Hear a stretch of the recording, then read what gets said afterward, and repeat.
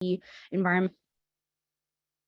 Oh, I'm the Environment and Health Policy Coordinator for PSR, and I'm going to be helping facilitate this webinar today.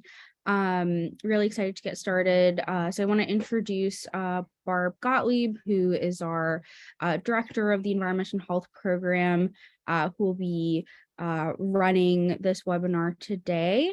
So she is the Program Director for the Environment and Health Program at Physicians for Social Responsibility.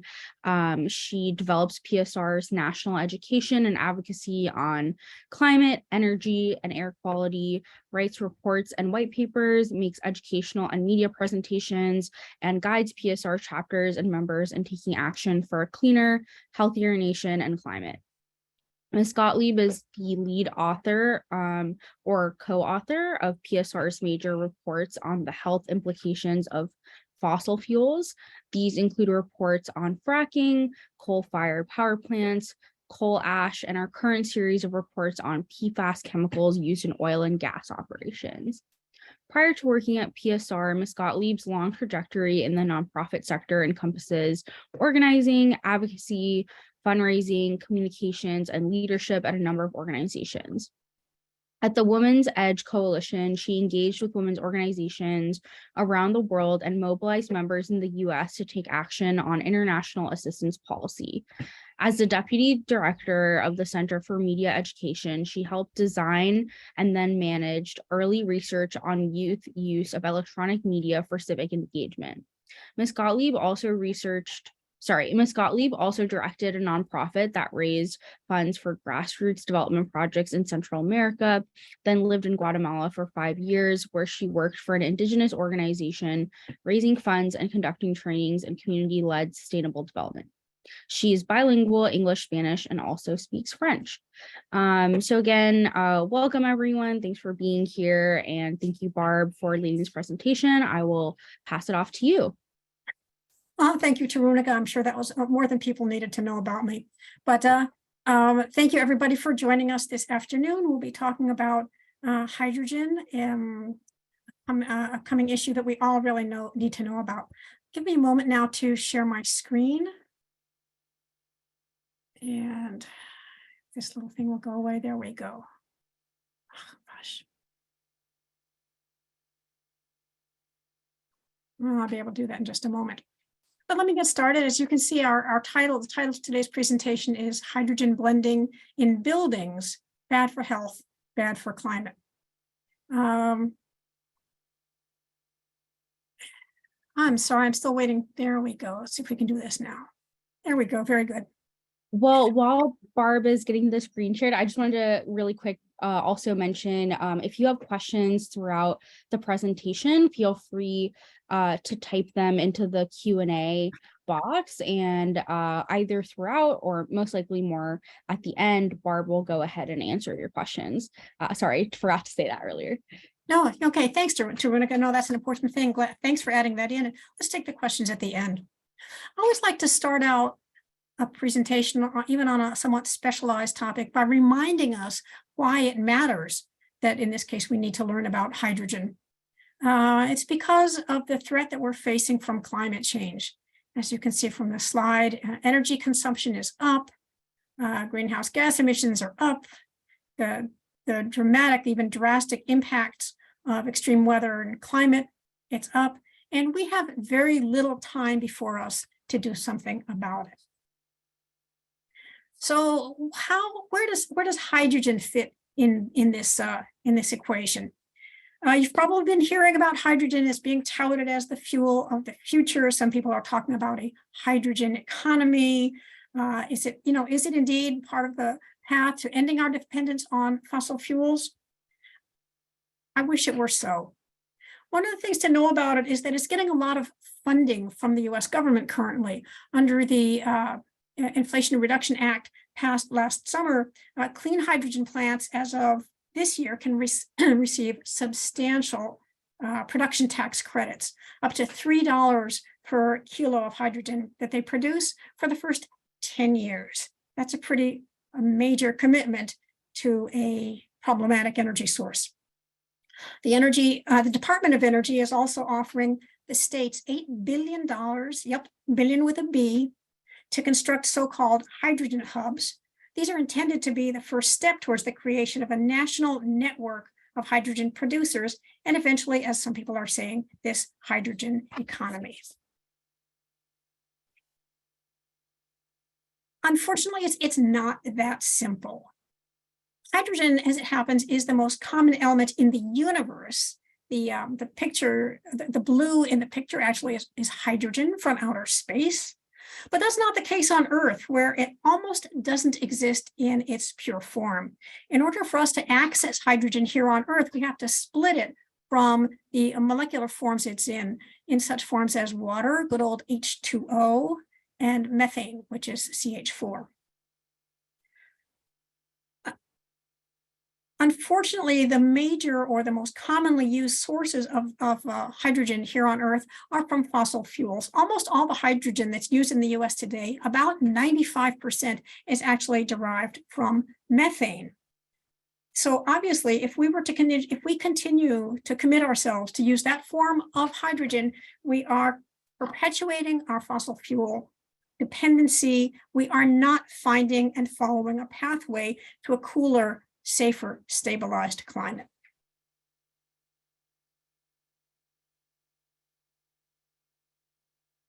"99% of the hydrogen made in the US is from fossil fuels.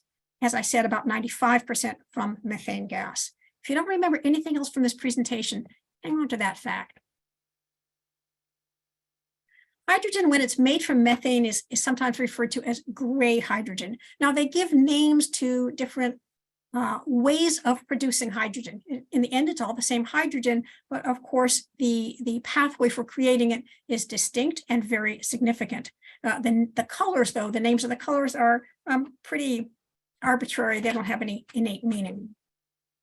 So gray hydrogen is made through a process called steam methane reformation. It breaks down methane. So again, right off the bat, we're serving to sustain the fracking industry. The steam methane reforming process requires a lot of energy because it requires a lot of heat. And then in terms of its output, it's a very inefficient use of energy.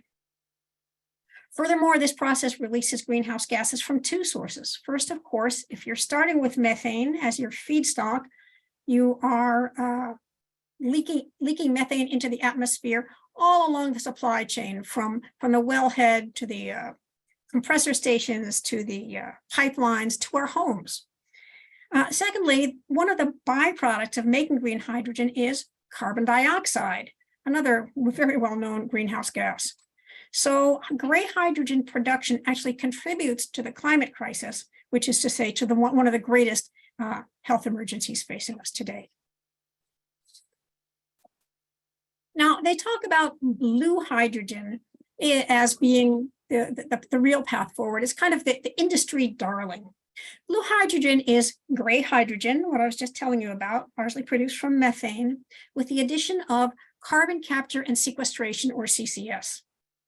I'm going to take a moment and tell you about carbon capture and sequestration because it's really an essential part of this. I'm afraid you'll be hearing a lot more about it in future months and years, and it's really important to understand. So CCS is a technology that's used to capture carbon. It's used or is proposed for use in a lot of industries, including this steam methane reformation, but also in coal burning power plants and in chemical plants. The idea is to capture the CO2 before it disperses into the atmosphere. Then they super compress it from a gas to a liquid form, and then pipe it to some kind of underground storage facility where it will stay forever. Well, like so many other stories that talk about forever after, especially a happily ever after forever, carbon capture and sequestration turns out to be a false promise. First of all, the process has a relatively low capture rate. In practice, when it's actually used outside the laboratory, CCS technologies capture about 50 to 65% of the carbon dioxide being generated. That means that at least 1/3 and as much as a half of the CO2 that's being generated is not captured. It's going into the atmosphere and increasing climate change. Secondly, as I mentioned, the compressed CO2 is transported by pipeline. This requires an extensive network of pipeline. Every industrial facility that uses CCS would have to have its own pipelines and ship its CO2 somewhere. This extensive build out of a pipeline network creates the problems we've seen with other pipelines, for example, those associated with oil transport. This could be damages to farmland, to forests, to streams. Where pipelines are built in places facing extreme weather, erosion, or vehicles, those forces can rupture the pipelines. And in the case of CO2, that creates more than a spill. It creates a really shocking threat to human health. CO2 is a common gas. Look, and when we breathe, we exhale CO2. That's not a threat to health. But CO2, when it's in a concentrated form, as it would be from a pipe rupture, it would form these heavy concentrated clouds. They're very heavy, so they sink to the ground, hug the ground, and displace oxygen, which means that if you were caught in one of those clouds, you could actually be asphyxiated. And then if you inhale CO2 in large amounts, it causes toxic effects. It causes something called respiratory acidosis that can lead to coma and death. This makes CO2 from a pipeline remarkably dangerous. And then at the end of that pipeline, in terms of storage, how many storage areas do you know that you can rely on that will last essentially forever? Obviously, none of the underground facilities have been tested on that timeline. And if the CO2 that's being stored ever escapes, whether it's tomorrow or in 100 years, it will, of course, drive climate change, completely undoing the whole premise of the CCS.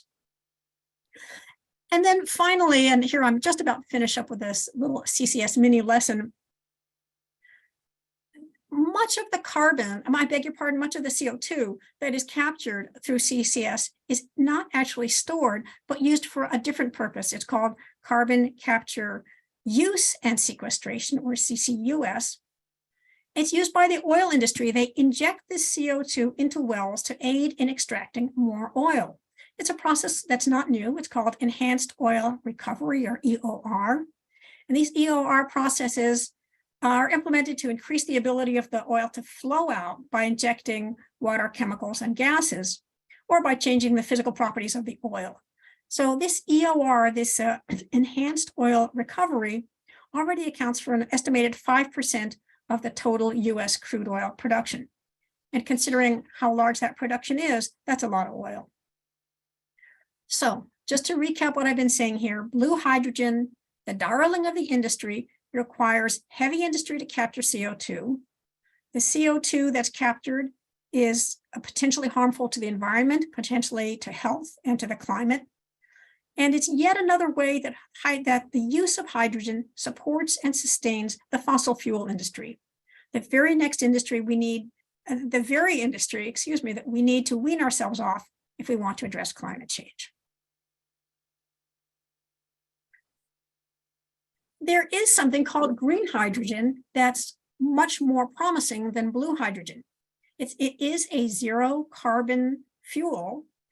It's made by splitting atom molecules of water, H2O, using 100% clean renewable energy in order to do that. So this would be a great solution for our energy woes if only there was enough green hydrogen. There is not. Only about 1%, it's actually a little bit less than 1% of the hydrogen produced in the US is green hydrogen. For now, the real bottleneck is that very, very large amounts of renewable energy are needed to make the large quantities that are needed of green hydrogen. So for now, and actually into the foreseeable future, this scarcity greatly limits the availability of green hydrogen.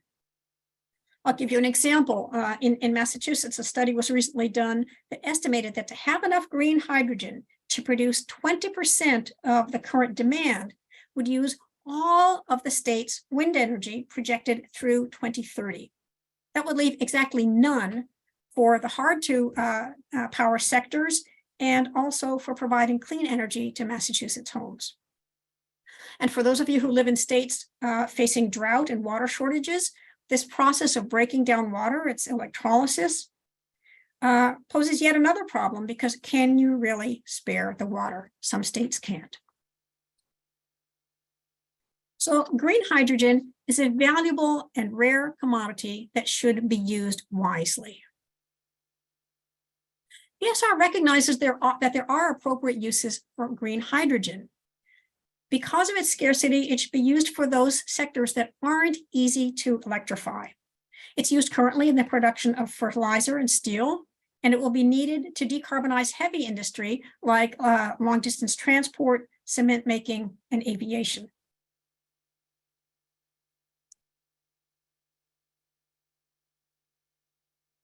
Now, here's what happens when we have the oil industry, or the oil and gas industry, excuse me, telling us how to plan our energy economy. The oil and gas industry has lobbied hard to create this new designation for hydrogen called, quote, quote, clean hydrogen. Sounds good, sounds green. It's not. Under this designation, both green hydrogen, what I was just talking about, made by splitting water and using renewable energy, and blue hydrogen made from fossil fuels and using CCS, both are designated as clean, even though the blue hydrogen will drive up greenhouse gases and contribute to all of the environmental problems associated with fracking and carbon capture and sequestration. So this is really something of a sleight of hand. It's an ability to kind of palm off blue hydrogen as clean. It has led some groups even to question whether we should be supporting green hydrogen, since they're afraid it will be used as something of a fig leaf to disguise the overwhelming advance of blue hydrogen. It's a point worth discussing.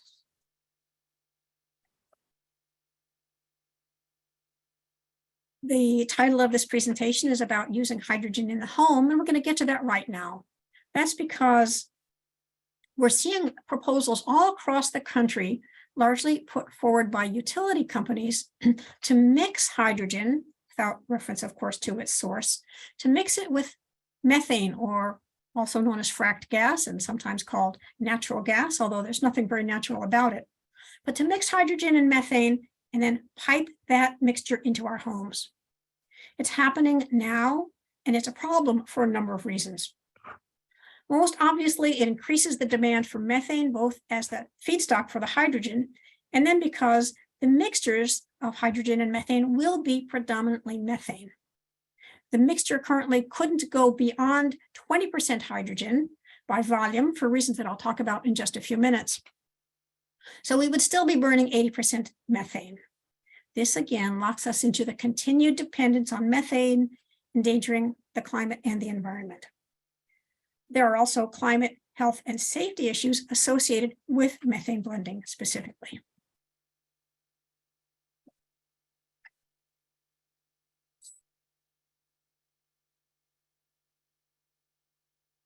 So as I've mentioned, there are significant climate impacts associated with blue hydrogen, since it's made from methane, or gray hydrogen, which is another of the options in the hydrogen rainbow made from coal. So the facts of their sources alone, plus the fact that they would be blended with more methane, means that we would be increasing greenhouse gas emissions. You know, I'm going to assume that you know about the health impacts of climate change. They are too numerous for me to mention, but all of us across the country are living at least some of them, and in some parts of this country and many places around the world, climate change is already endangering death. You might wonder, what about the climate impacts of blending green hydrogen with methane? Unfortunately, even if we were to blend this 20% of hydrogen using green hydrogen, it would only reduce greenhouse gases emissions by 6%. This, frankly, disappointing outcome is because hydrogen blending doesn't reduce CO2 in a linear fashion. And here's basically why. When you think about it by volume, what is called the volumetric energy density of methane gas is much greater than that of the hydrogen gas. It exceeds that of hydrogen gas by a factor of 3.2. What this means, in other words, is that hydrogen gas takes up a lot more space, a lot more volume, but it doesn't deliver as much heat or energy. So you're going to have to continue to burn more hydrogen and thus produce more greenhouse gas than you would have thought.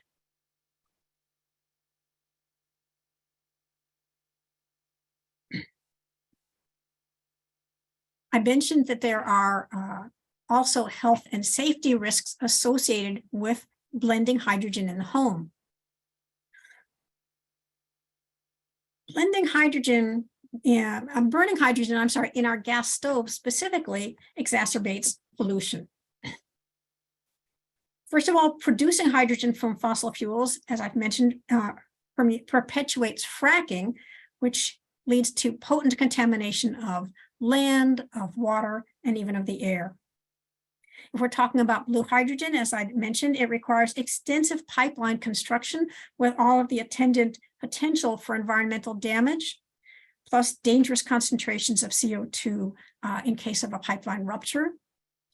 And then the actual production of the hydrogen itself creates nitrogen oxide pollution. So that's just the production elements. Then when we blend the hydrogen in your stove, or blend it at the plant, ship it to your stove and burn it in your stove, that compromises indoor air pollution starting in your kitchen. And that's important. Most Americans spend 90% of our time indoors. Because hydrogen blending has the effect of prolonging the use of gas stoves, it perpetuates all of the many health harms associated with gas stoves. That is nitrogen dioxide pollution, which damages the lungs, carbon monoxide, a toxic, and benzene, a known carcinogen. In addition, when we combust hydrogen with your existing gas stove, we're generating more nitrogen oxides due to the nitrogen available in the ambient air. That means that burning a hydrogen blend in your stove increases nitrogen dioxide in your kitchen, something none of us want to be exposed to. There are also safety risks associated with hydrogen. Hydrogen as a gas ignites more easily and is more explosive than the methane that it would be blended with that we're already familiar with in our homes. Electronics would have to be made spark-free. There could be no sparks generated in your house, not even static electricity as is indicated in the picture there, because hydrogen ignites at almost any air-to-fuel ratio. Another thing is that if you blend the mix at a more than 25% proportion of hydrogen to methane, you may need to change out other equipment. The risk of explosion increases due to the use of hydrogen. In the United Kingdom, a risk assessment study predicted that the number of explosions per year and the risk of injuries from in-home explosions would be 4 times greater with a 20% blend of hydrogen compared to just burning methane alone. Unfortunately, the similar safety risks of blending hydrogen with methane in buildings in the US remains unknown because it has scarcely been studied.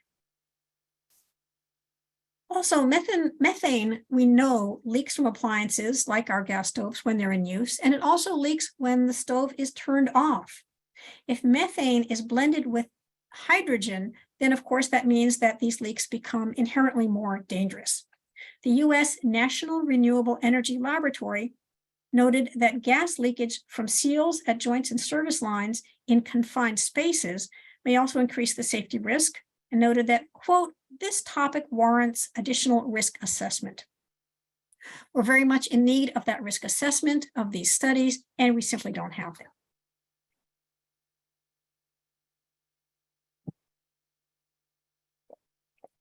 PSR looks at energy choices in terms of their effects on vulnerable populations, and we see that hydrogen production and hydrogen blending are likely to put already vulnerable populations more directly in harm's way.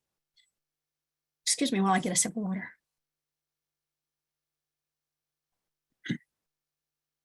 Hydrogen blending means, of course, continued reliance on methane, which creates local pollution from fracking for oil and gas. And low-income communities, communities of color, and indigenous communities suffer disproportionately from fracking-related harms. Then the production of the hydrogen from methane is itself an industrial process, which is likely to increase pollution near already existing environmental justice communities. And then when we look at the indoor air pollution that I was just talking about from burning methane and hydrogen in the home, this is more likely to affect Black people, indigenous people, and other people of color disproportionately for several reasons. If they're low income, they're more likely to be exposed to higher concentrations of indoor pollution due to living in smaller spaces where the concentration of these pollutants can reach dangerous levels. They're more likely to rent their homes than white people, and rental units can often have older and inadequately ventilated stoves. And then these groups are, statistically speaking, already exposed to more nitrogen oxides and other ambient air pollutions from burning fossil fuels than are white people. They're also more likely to suffer from air pollution-related illnesses, such as asthma. This is especially true for Black children who suffer from asthma at epidemic rates. They may not have health insurance or access to quality health care. And then finally, existing health inequities are magnified by climate change. And the use of methane and hydrogen contributes through that way to the acceleration of climate change, and thus to greater health inequities. In other words, the use of hydrogen increases the environmental injustice of our energy system.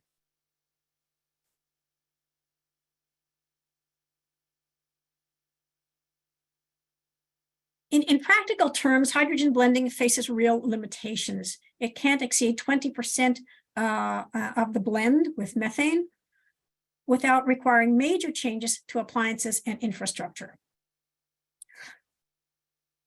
Several countries are already using hydrogen blended with methane. Australia, the UK, and Canada are doing that, and they all limit their hydrogen blending to 20% by volume at the high end. And we don't know if we can blend 20% safely in the US.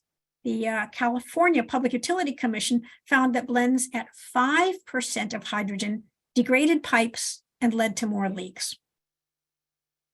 Blends above 5% can require modifications of appliances such as stoves and water heaters to avoid leaks and equipment malfunction. And then, of course, the 20% hydrogen blend means 80% of the fuel is methane, so we're kind of back where we started.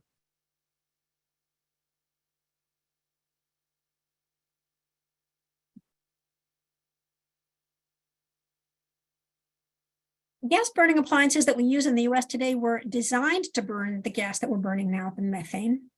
But when we blend in hydrogen, we change the flame speed and the ignition range of the gas.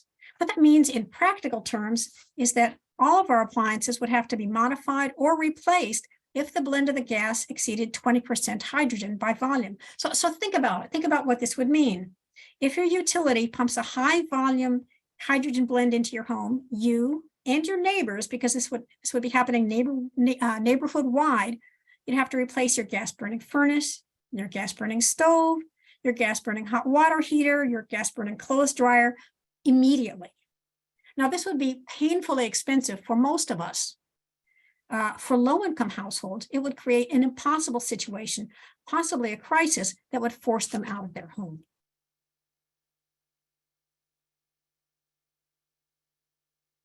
Fortunately for all of us, there are alternatives, and they exist today.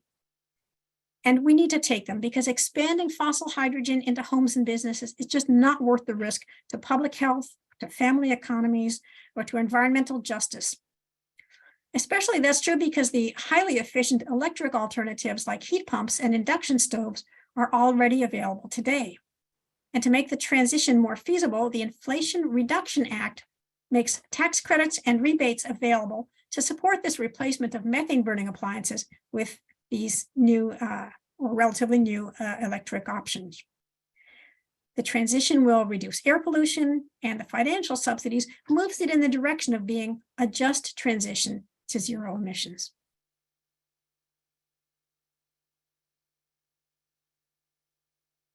to recap what I was saying, we have electric appliance alternatives, not just the heat pump and not just the induction stove, but you probably have many of them in your kitchen. They are better and cleaner, safer and healthier, better for the climate, more efficient, and less expensive to power than hydrogen. So if I can kind of recap where we've been,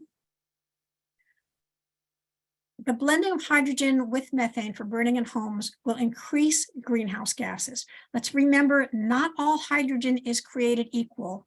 There's precious little green hydrogen. The relatively small amounts of renewable energy that are available means that that's going to continue to be the case. And so we're stuck with blue hydrogen and other dirty forms of hydrogen that will increase greenhouse gases. We'll be extending our reliance on fossil fuels. I mentioned that the Inflation Reduction Act support, maybe it was the American Jobs Act. I'm sorry, I don't remember, but the subsidies available to industry last for 10 years. That's only the start of their investment in the hydrogen economy. Then for the rest of us, we increase the risks of accidents and fires and perpetuate health inequities.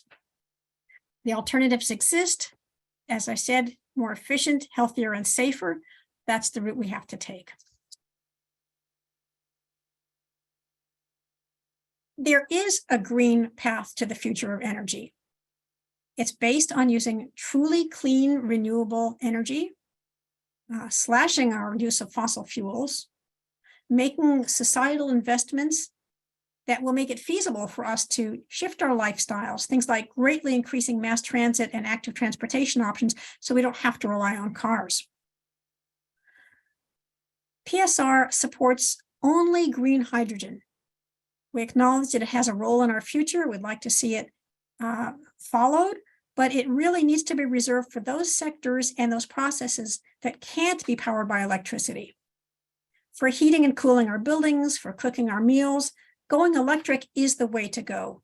And the more we build out our renewable energy sources, the greener our buildings and our lives will become. That completes my presentation.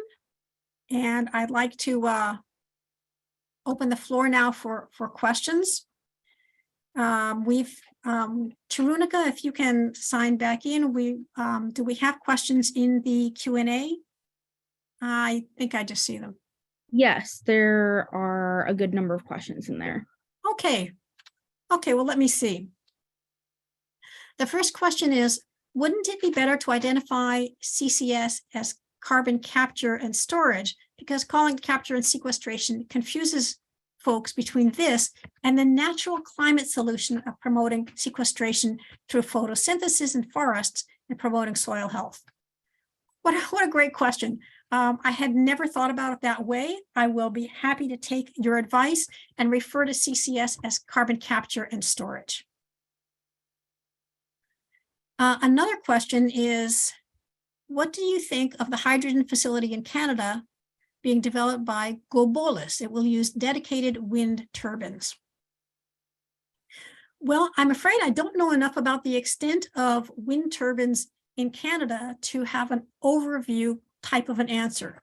What we're talking about with a hydrogen facility that uses wind turbines is something that could indeed be green energy. However, green hydrogen. What this doesn't tell me is whether the electricity would be used to split water, in which case it would be green, or whether we're talking about using the wind energy to generate heat to run the steam methane reformation process. So I'm afraid I can't offer a full answer to that question.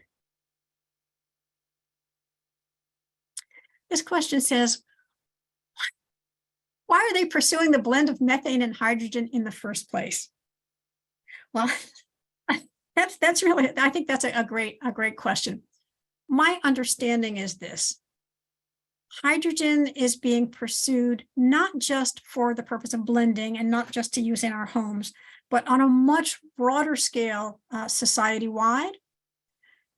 And I think that the oil and gas industry, seeing that trend and seeing the subsidies for hydrogen production, realized that blending hydrogen with their methane will allow them to extend the lifespan of their methane supply.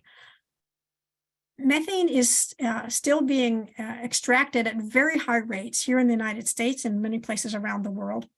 The industry is still, I think, experiencing growth, but a lot of the easiest to obtain methane has been tapped out. That means that supplies will tend to shrink. They'll be harder and more expensive to extract in the future. So if the industry can spread out its methane supply and make it last longer, just more time for them to be bringing in the profits. And I hope that's not a cynical answer, but I believe that's the case. Here's another question that I think I don't have the answer to. It says, do existing state or federal regulations require local utility companies to disclose hydrogen blending to customers? Great question. I'm going to jot that down, and I'll have to look into it. I don't really know the answers. Some of you guys are thinking way ahead of me. The next question is, have there been any reports or studies on the effect of higher average temperatures? The writer is in Arizona, on blending. It says, in the pipes underground, which is also hotter, and static electricity is very common in our dry climate. I've not seen any reports or studies on the effects of higher average temperatures, meaning ambient temperatures out of doors, excuse me, for many people who are blending hydrogen in the homes. There is temperature control within the homes, so I don't know if that would be a factor. However, the question also reminds us that the ground is hotter too. Sounds like another important question to add to our list of studies that should have been conducted before the hydrogen industry was encouraged and supported by the government. Next question is, how close are we to having renewable methods of making methane so that we can use that in existing gas appliances? Is there much going on in the area of renewable methane? I don't know the answer to. You guys are really stumping me today. I'm afraid I'll have to say I don't know the answer to that one. I've not heard of renewable methane. I only know methane as the gas that is extracted through drilling processes from deep underground. I can tell you a lot about how that's done. I can't tell you anything at all about how methane might be produced or constructed artificially. Another question is, does PSR have a report on this to present to legislators and the Department of Energy, etc.? We do indeed. I'm proud to say that PSR has a report called referring to hydrogen as a pipe dream. And Tarunika, I wonder if you could jump onto our website and pull the URL for that and put it into the chat so that people have answers to it. The next question is, I think, a really, really key one. Can we change the allocation of money to blue hydrogen? Is there a political way to reduce the programmed waste? This is a question I deeply welcome. PSR, working largely through our chapters in states across the country, are bringing these very questions to their public utility commissions to let them know, first of all, that the issue is of great concern, that it's a health issue and a safety issue and a climate issue, and to insist that allocations of money go not to blue hydrogen and not to so-called clean hydrogen, but rather to green hydrogen only. We're entering this process, this struggle or effort, a little bit late in the game, in the sense that In some cases, I think this is, if not a done deal, at least something that the industry is very focused on and dedicated to. But this is exactly the fight that we need to fight. I look back at the work that PSR did, maybe some 12 or 15 years ago, fighting coal-fired power plants. We joined a coalition of many other organizations, largely with the leadership of the Sierra Club, to fight against coal-fired power plants at a time when the then presidential administration was pushing them and had proposed that the nation construct perhaps 200 new coal-fired power plants in the coming years. It was a daunting fight. It was one that at the beginning seemed almost impossible. How could we push back against the administration and the industry and all the momentum that had been generated there? And yet we did. And we virtually no new coal-fired power plants were built, and coal-fired power plants have been closing all around the country for years and years. That's exactly what we have to find the way to do in regard to hydrogen.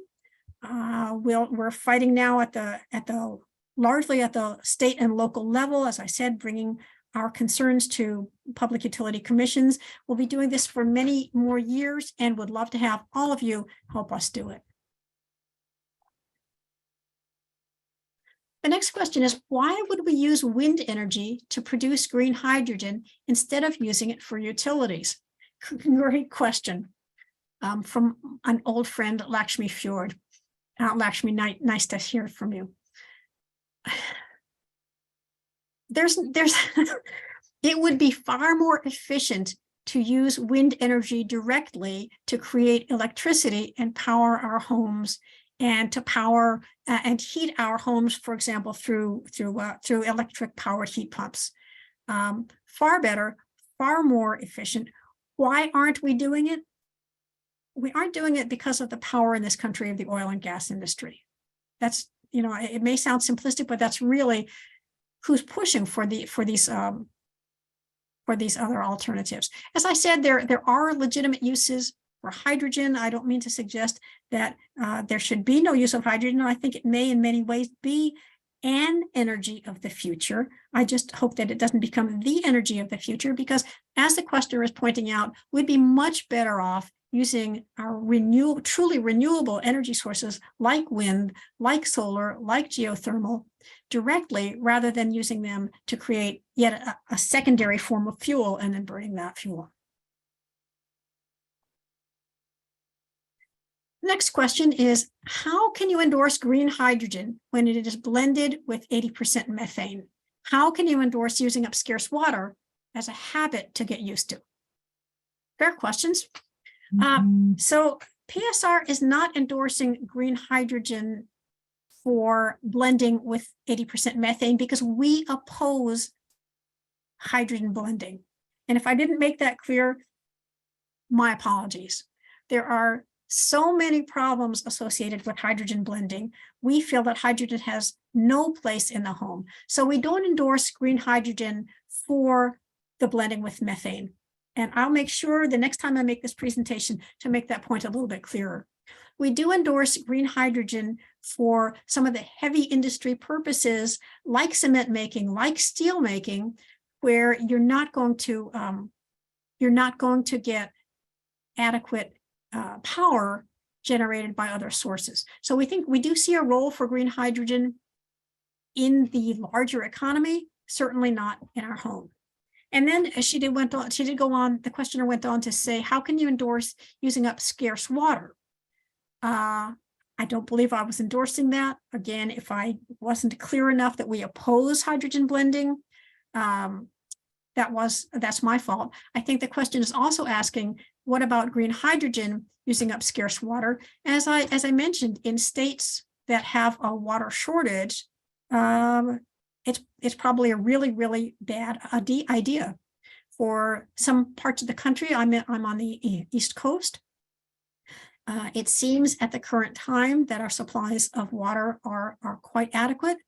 But we do live in an age of climate change, and that may change. So perhaps the questions should rather be posed to the hydrogen industry. How can you guarantee that we will have the water needed for hydrolysis in the future? Okay, I got a little bit of further information on the Canadian project. It says the Gobalist turbines in the Canadian Maritime provinces will be built as part of the project. The power generated will be used exclusively to split water. Thank you for that. So what we're being told is that this would truly be, this Canadian project would truly be green hydrogen, both in the sense that the power generated would be clean, renewable power from wind power, and the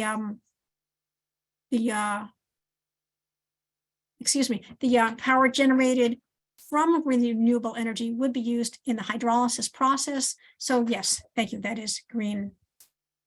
Tarunika, your camera is on, Barb's is off. Well. Yeah, I messaged you. I don't think you saw it. Well, I'm sorry. Well, I'm back, friends. Nothing missed in the meantime. Another question says, can one buy a 1-burner induction hot plate? What kind of cookware is required? So this question has to do with one of the alternatives that we would turn to if we were electrifying our homes. I mentioned that there are these induction cook stoves. Yes, indeed, you can buy a 1-burner induction hot plate. That is to say, just a single sort of freestanding element that you could use in your kitchen. It's a very more accessibly priced item. It's not terribly expensive. What kind of cookware is required? The induction cook stoves operate on electricity that creates a magnetic field within the cookware, thus heating the cookware rather than heating a cooking element. In order to create that magnetic field, you have to use either stainless steel or cast iron cookware. You can't use cookware made from other metals. You can't use cookware that is that has the non-stick plastic coatings. So although it's an affordable option for many of us, the induction stove or the induction hot plate would require us to limit which cookware we used, or in some cases to buy new cookware. Next question is, can you speak to burning green hydrogen in a power plant to make electricity? Shouldn't renewable energy go straight into the grid? I think this is similar to the question that was posed just a few minutes ago. Should we be using green hydrogen, which is made with renewable energy, to generate electricity? Shouldn't renewable energy go straight into the grid? Short answer, yes. There's really a much greater efficiency factor if we use the renewably generated electricity just straight to make electricity, rather than to use it to make an additional fuel, which would then be burned largely to generate electricity. You're absolutely right about that. Here's a comment.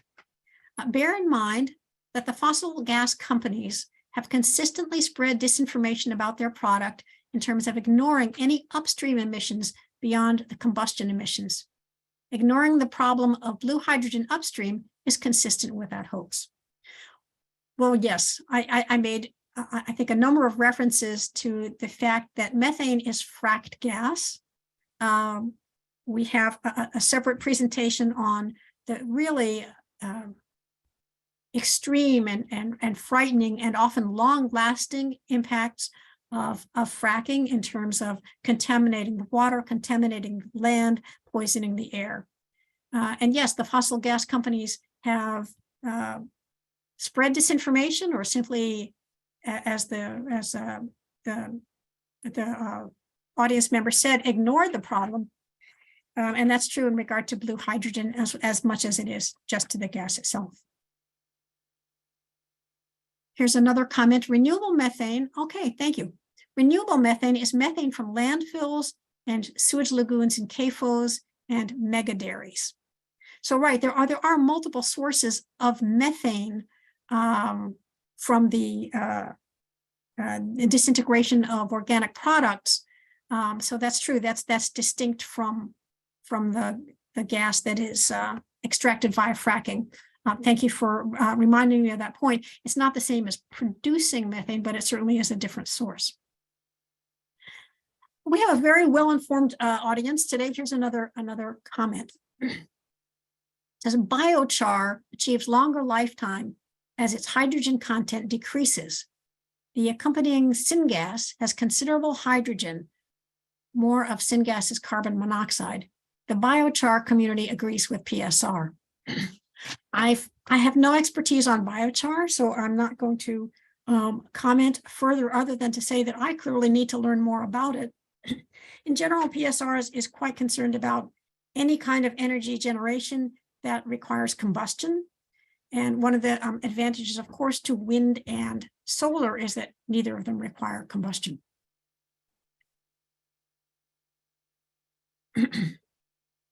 Let's see, our next question is another comment. By the way, renewable methane is biogas from factory farms and landfills. The same point that the prior person was making. We should not be supporting expansion of factory farms or landfills. And gas is gas. The emissions are no lower from renewable gas. So thank you for that, Vicki Kirschenbaum, for helping to fill in the gaps in my knowledge. And maybe it's something that PSR can address with more detail and expertise in the future. We have a few more questions and a few more minutes, so I'll keep going. This one says, sometimes gas generated, for instance, from landfills or manure digesters, is referred to as renewable gas or renewable methane. However, there can be concerns with both. Thank you. Another point reinforcing the same.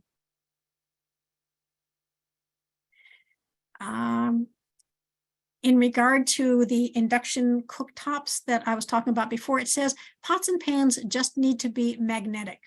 Well, this is true, but the magnetic metals tend to be, in terms of our cookware, the stainless steel and the cast iron. So no disagreement there.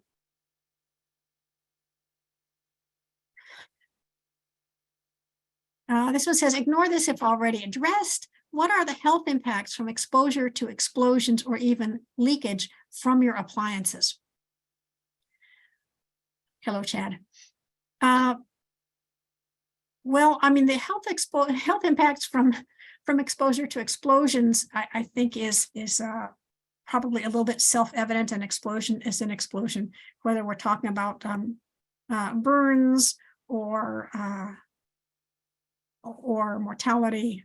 The explosions can be extremely severe. You've probably heard about explosions due solely to natural gas accumulating in homes. Those explosions can be powerful and extremely devastating, with homes blown literally apart. The health impacts of leakage from a gas stove are primarily those having to do with the air contaminants that I mentioned, especially the nitrogen dioxide. Nitrogen dioxide is a very well-known and heavily studied air pollutant, and one of the air pollutants that the US EPA sets thresholds for in terms of outdoor air.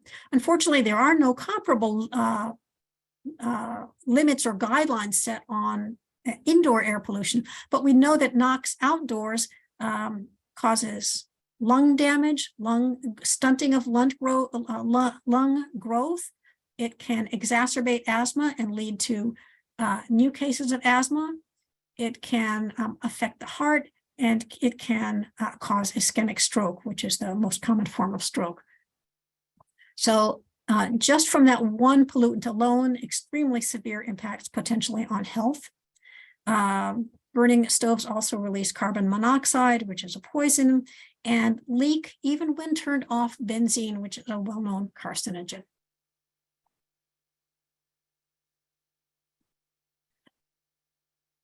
You showed a slide that you said shows appliances we already have in our home that use less energy. I think I saw an Instant Pot. How does that use less energy? So my apologies. I didn't mean to suggest that all of the appliances that we have in our homes are less energy efficient. I should have been clearer in saying that the induction stove is distinctly more efficient. Many of us have older appliances in our homes that may not reach the levels of efficiency that are available even from newer versions of the same appliances. Fair enough.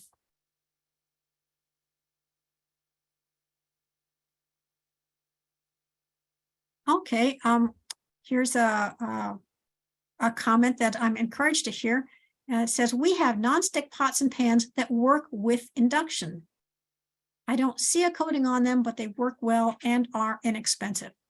So that's good to hear. I don't quite know if you have nonstick pots and pans where you don't see a coating. I'm not quite sure how they're nonstick, but I'm delighted to hear that that option does exist, because when we talk about these transitions from our existing energy system and the appliances and the cookware and so on that we have in our homes, to call for a transition and to disregard all of the things that need to be replaced can lead us to be a little bit cavalier, I think, in terms of thinking about how is this going to impact low-income households? Who's got the available disposable income to make these transitions, to make these purchases, and really not feel the pain? So I'm glad to hear that there are some inexpensive options. We also need to learn more about the Inflation Reduction Act and the support that it does offer to our communities for making these transitions, at least in terms of buying the appliances. And then we also, I think, as a community and as a society, need to recognize that all of these transitions come with some pain and some price, and that as we make the transition that we so desperately need to do for health and for survival, we have to make sure that the benefits of the transition are available to everybody and that nobody is left behind. We're at the end of our time now, so I thank you very much for being with us this afternoon. Thank you for your interest in this very important topic. I assure you, you're going to be hearing more about hydrogen in the years to come. Everybody who registered for today's webinar will be receiving a link to the recording. And please don't hesitate to be in touch with PSR for more information as we move forward. Thank you very much. Thank you all for coming. Hope you enjoyed today's presentation.